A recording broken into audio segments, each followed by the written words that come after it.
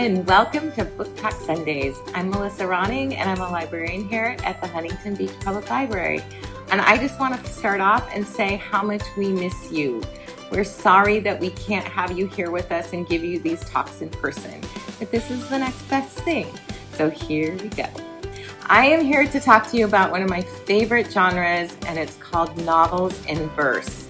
And you probably have never even read a book that was in verse before.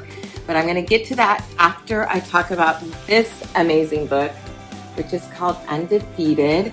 And it is the Caldecott winner, and it's by Kwame Alexander. And the artwork is so beautiful, which is why it won the Caldecott Award, because Caldecotts are for pictures. So if you have an opportunity to check this book out, you really, really should, and share it with your entire family. It's really wonderful, and you will love it also. And if you love that book, you might like this book called Never Forgotten, which is also written in poetry. It is a book of poetry, and it's by Patricia McKissick. And she writes a lot of books. Her family writes a lot of books, so you might enjoy this one also. Now, books in verse. So the very first book I ever read that was a book in verse was this book by Sharon Creech called Love That Dog. And it is the sweetest story about a young boy. He's had a little bit of a tragedy in his life, and his teacher has his class doing a poetry segment in their English class, and he doesn't like poetry. But guess what? He ends up loving poetry at the end, but he really tells an important story. And so if you have an opportunity to read Love That Dog, I highly recommend this book. One of the reasons I love books in verse, and I love recommending books in verse, is, as you can see, books in verse don't have very many words per page, but they really tell a good story because the words they choose are very important. And then there's also a lot of white space, so it makes these books easy to read. So if you get a book and it seems just way too big and the words are too close together and you just don't think you can get through it, you should try a book in verse. You might love it like I do. And then I read this book, Out of the Dust, by Karen Hess, and this was the Newbery Medal winner years ago. And this book helped me understand what it was like to grow up in the Dust Bowl during the Depression, and how hard it was, and the desperation that a family would go through to survive.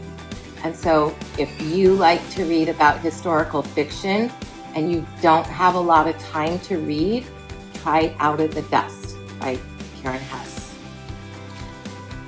I have a lot of award winners today, and I didn't even realize that.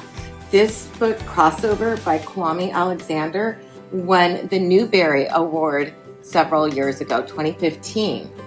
And you can tell by the cover that this is about a young black boy who plays basketball. It is so enjoyable. Everybody will love it. I'm going to read the very first page. It's called Dribbling. At the top of the key, I'm moving and grooving, popping and rocking. Why you bumping? Why you locking?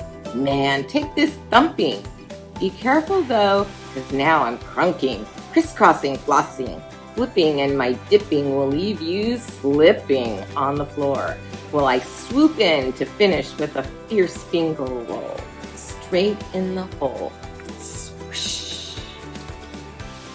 And that should get you excited about reading some books in verse. There's lots and lots and lots of books in verse, and they help you to learn about different cultures. This is another honor book, a Newbery honor book, and it's called Inside Out and Back Again. And it's about a young girl who has to escape from Vietnam when during the Vietnam War, at the end of the Vietnam War. And she comes to America, and she has to start all over again in a country where she doesn't know anybody. And so this is Inside Out and Back Again. And then another similar storyline. This is Other Words for Home by Jasmine Varga. and it was also a Newbery Honor book. And this one is a more recent immigrant, and it's the story of a young girl who has to come to America from Syria. And we've all heard of Aleppo and the hardships and the horror that happened in the Middle East. So this is one young girl's story about making that transition from the Middle East to America. And it's The Other Words for Home. So I hope you have enjoyed my little book talk on books in verse. There's lots of books in verse for young adult readers also. And I am actually in the middle of one right now called Clap When You Land by Elizabeth Acevedo, which is so good. It's about two girls, one who's growing up in New York City and one who's growing up in the Dominican Republic, and they have a tragedy that affects their lives and brings them together. And I'm not going to tell you what it is because I want you to read it, but it's a wonderful story. And so if you are a young adult reader, try reading some young adult books in novels in verse. Another one, Long Way Down by Jason Reynolds. Such a good book. Burned by Ellen Hopkins. She writes all of her books are books in verse, and she only writes YA books, so you should try her out also. I could talk forever, but I won't. Thank you for joining me for Book Talk Sunday. Bye.